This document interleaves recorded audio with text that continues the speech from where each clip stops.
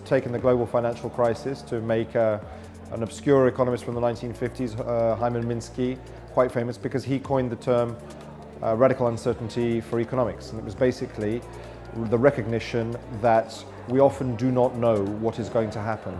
And so we have to be used to working in unstable times, knowing that even in stable times we're probably preparing the ground for instability. So not making those assumptions that people are rational actors, etc. And of course, that's now spread into the political sphere with a vengeance since 2016, and now we live radical political uncertainty. Who would have imagined any one number of democratic processes delivering the results that they have delivered in the last 3 years? No one would have predicted those. No majority of people would ever have predicted that. So we also live radical uncertainty now in the political space, and getting used to that is complicated. It isn't new. I cited examples like Benetton in the 1990s, who took stands on HIV and on racism.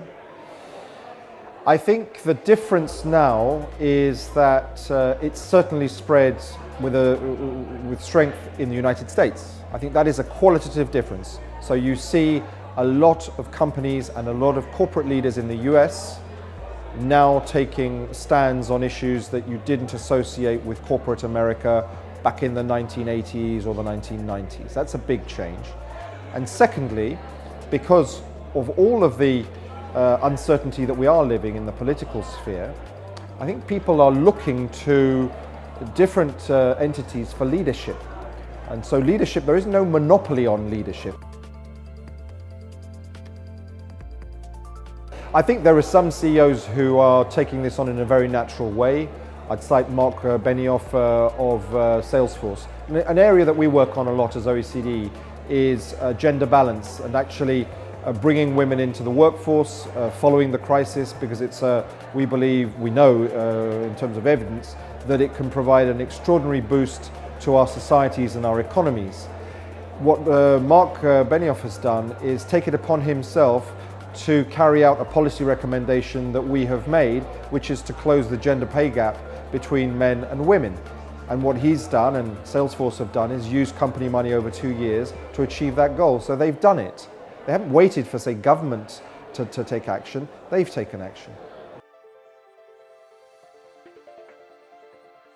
I think that in a sense you have to call it as you see it. There are different times, and we live in the times that we live in now.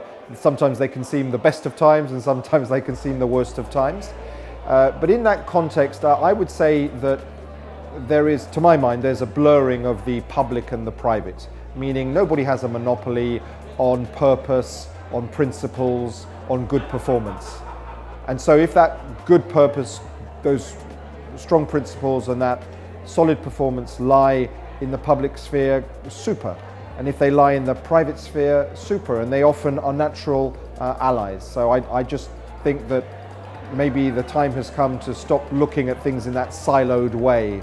You know, well, this is the public domain, this is the private domain. I'm not saying in everything, but I'm saying that in a lot of issues, I don't see distinctions, perhaps in a way that people might have thought, or we might have thought were prevalent at other times. Well, I think it's super to be able to exchange views with my peers, to contrast the thoughts and ideas in the context of an EACD forum. I don't have any monopoly on wisdom. I've got things that I feel strongly about, and I think it's great to be able to contrast these things with fellow professionals who also are exercised about these questions, learn from them, get reality checks on certain things. So, no, very valuable.